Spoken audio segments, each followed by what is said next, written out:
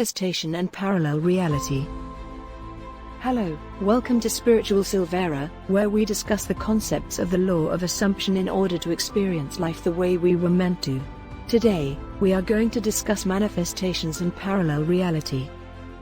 Understand that every moment you experience is structurally a parallel reality, relative to the previous moment. What do I mean when I say parallel? You see, our minds have tricked us into believing that the concept of time is linear, but that is merely an illusion, as we might have heard lots of times. Let me explain further. Every moment you experience in this lifetime is, in fact, parallel to one another. Our memories are the elements that create this illusion of linearity, or sequence, in our minds. It is the reason why events appear to have occurred, to be occurring, or to be about to occur. Let us consider a scenario where an individual is not given the gift of memory. Every moment is absolutely new, and each successive moment of his life is disconnected. The concept of continuity is absent. This would have created a problem because the individual would not have had any references. He would not understand the significance of his present moment. But in order to fully utilize the power of our consciousness and imagination, it is important to occasionally embrace this disconnect between these parallel moments, so that we are able to break away from patterns and cycles that we do not want to repeat, and engage in something new. You might have seen films regarding time travel, where characters jump timelines and land somewhere new. It's no different in real life, except chances are there aren't going to be any bright flashes or anything grandiose. It is rather subtle, and the first sign is this significant shift in our internal state after we practice techniques. You can think of it this way. There are infinite versions of you, embodying all possible traits and states. Your ultimate goal is to shift into that identity using meditation and visualization techniques. Your current version of reality is something that isn't set in stone. Your consciousness is merely calibrated to a version of you based on your beliefs.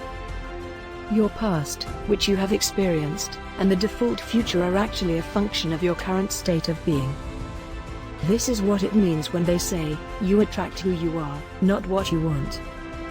What this means is that you don't necessarily bring something external into your reality, rather you move to it, by shifting to a state that would imply ownership. The connotations might be similar, but the internal meaning is very different. When you practice visualization techniques or affirm, you truly are shifting. But this is what happens when you fail. Imagine this, there's this constant war between your old reality and your new one after your practice. Your old reality is backed up by memories, and your new one is simply backed by faith. The winner ultimately occupies your identity. Since then, we subscribe to the idea of the past influencing our present so much. Our old selves are the dominant winners most of the time. When we meditate, visualize, or affirm, our new version gets a momentary edge. But in order to truly shift, we must give more power to our vision. Quantum jumps are fairly easy to perform.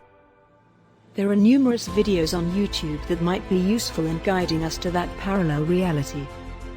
But what's not very commonly spoken of is how to maintain that state. You see, we are skeptics. Just because it looks the same doesn't mean it actually is. You can't expect to be a place that is completely different. Our minds have a way of justifying the events that happen to us. Even if it takes the route of highest improbability, it would still make sense to us in the end. But what makes quantum jumping so different, is that we are changing our identities to suit our manifestations, not the other way around. Even if you don't believe in the law of attraction, the idea of changing yourself to meet our needs is talked about a lot outside of the community. This new thought paradigm of creating through imagination lies in opposition to our default idea of our past creating our future, which seems so normal and fluid. Yet, as a kid, we did not run away from imagining. Imagination seems to be as real as anything solid in our environment. The state which we must occupy is one of already having experienced our vision. I'll say it again, the state we're in is one of already having accomplished our objectives. There is an enormous difference between expecting something that's about to happen and something that has already happened. When something is about to happen, we are filled with excitement. But when something has already come to pass, we feel fulfilled. It's not necessarily excitement, but rather a calm feeling.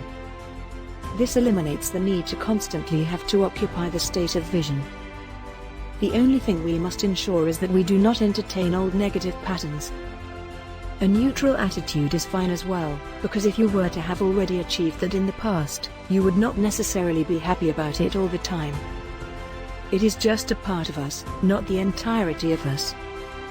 This attitude of already having manifested touches the ideal sweet spot of desire and detachment, which is a very common topic of discussion in the law of attraction community.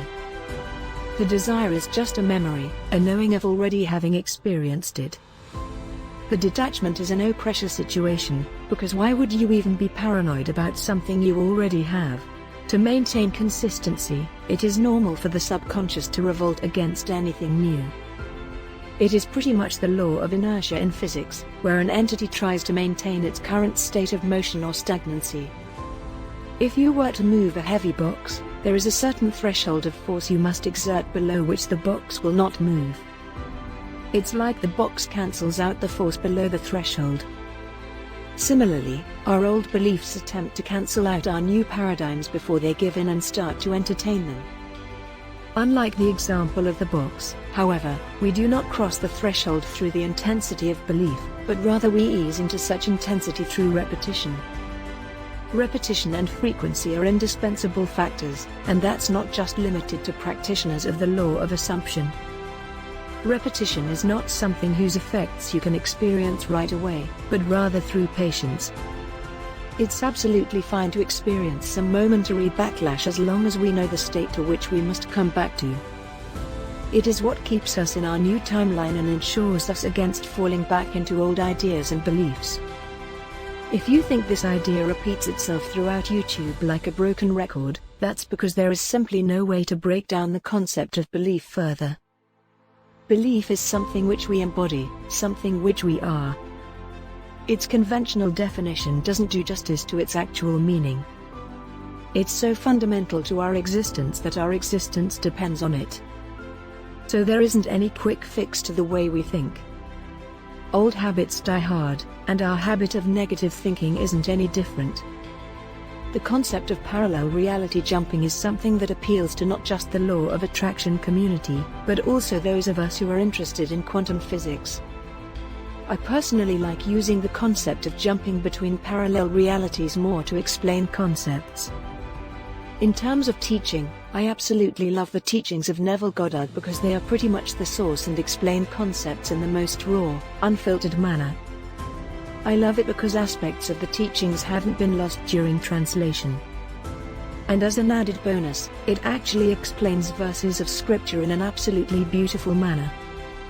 I'm not asking you to prioritize one interpretation over another, they all add up. Which one is the best? Remember, the best technique is the one that you practice. It's the one that you can commit to without having to sacrifice everything immediately. Remember, a minimalistic approach is often the best approach when it comes to any form of daily practice. Let's wrap up. Whatever tools you use, the main goal is to embody the state of a wish fulfilled. What this means is that your manifestation is in the past, not in the present, and certainly not in the future. Understand that our emotions and beliefs exist in the subconscious, and our anxieties and worries won't just disappear after watching a few videos. So, cultivate the daily habit of meditating. Not just in terms of manifestations. Also, and this is very important, try to measure your overall faith in the process in a qualitative manner. Try not to seek assurance from external sources. Or at the very least, make sure that you are progressively becoming less and less dependent on external sources to gain assurance. Rather, practice meditation with the intention of calming your mind. You will notice shifts in your way of thinking like never before. It's like you'll be able to have a leash on your mind, which otherwise jumps around, polluted by the noise of the external world. I hope you enjoyed the video.